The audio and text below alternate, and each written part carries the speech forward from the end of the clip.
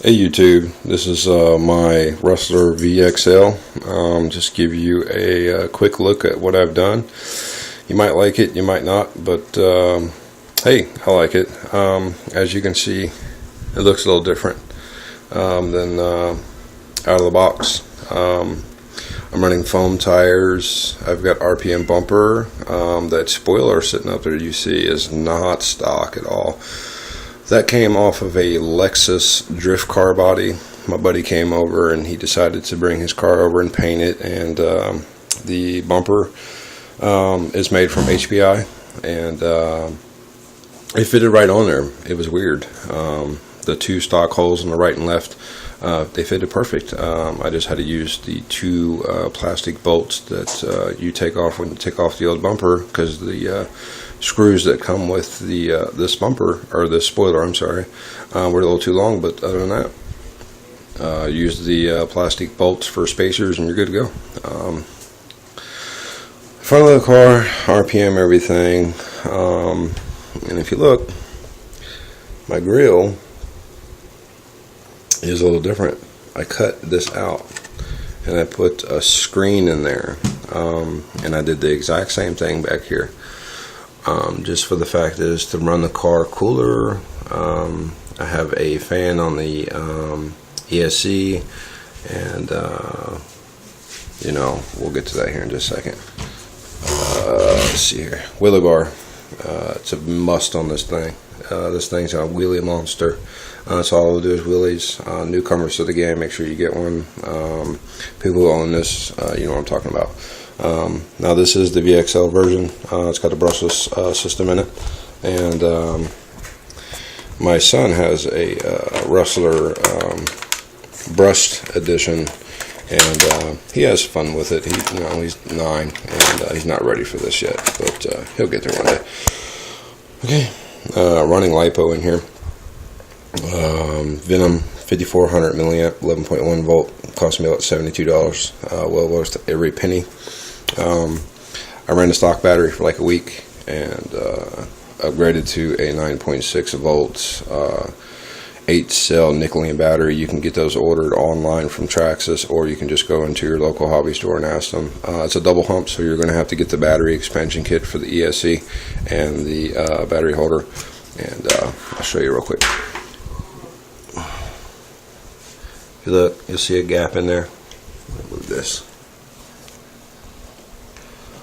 But if you don't get the battery expansion kit, so I can stick my finger right there, the lipos or the double humps won't fit. That kit will cost you about 15 bucks. Easy to install. About 4 or 5 hex bolts back here that you have to take off, and then in the instructions it'll tell you how to do it. Simple enough. But lipo, I do use. Newcomers to the game, be careful with it. Get you a good charger with a balancer built in, or a optional balancer. Don't use those cheap chargers with an expensive battery. It's just trouble. So fan on the ESC, fan on the motor. It's not necessary, but I like it. It does keep it just a little bit cool. I added this yesterday. Thermometer. This is pretty cool. It tells you the reading on the temperature gauge, temperature on the motor.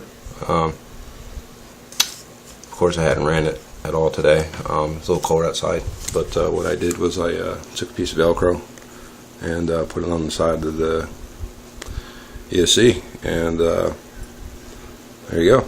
Ran the wire through the shock tower, and it's pretty self-explanatory on when you hook it up. But you know, foam tires. These bad boys right here grip really good on blacktop and street with no gravel, no rocks. Just be careful with them. They don't hardly slide at all, so if you're running high speeds like I do, I've had this thing up to like 80 to 83 miles per hour. Had more throttle, and I'm just trying to figure out a good place to run it. My gear is a stock spur gear, 83 tooth. And I put the optional speed gear in here that came out of the box, and that's a 28 tooth. It makes it run just a little bit warm, so that's why I put the fans on. And you know, when you're going 80 some miles an hour in this thing, and you do it 2 or 3 times, it's definitely going to heat up the engine. But overall, I like it. I think it looks good. Gives a nice little sleek look to it. Easy to maintain. Traxxas, you did a good job. A+.